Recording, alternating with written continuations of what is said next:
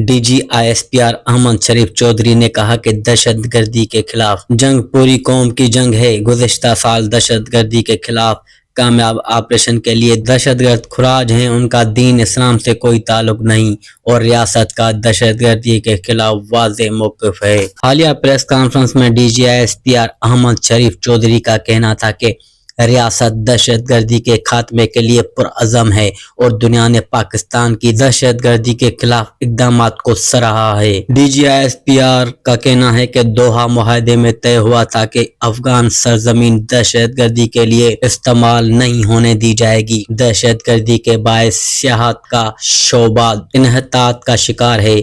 दहशतगर्द अपने आप को इस्लाम का अलम बरदार कहते हैं। दहशतगर्द और कालादम तंजीमें आपको अफगानिस्तान में मिलती हैं।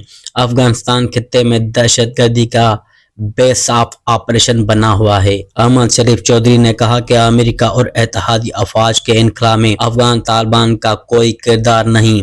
भारत से दहशतगर्दों को पैसा और सरपरस्ती हासिल होती है। अफगान तालिबान का बयान हक़ाइक़ पर मबनी नहीं है। फितनाउल खुराज और फितनाउल हिंदुस्तान का पाकिस्तान और बलोचिस्तान से कोई ताल्लुक नहीं।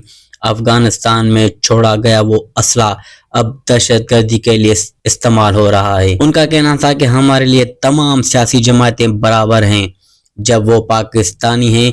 एक लीडर अपनी पार्टी को डिक्टेटर के तौर पर चलाता है।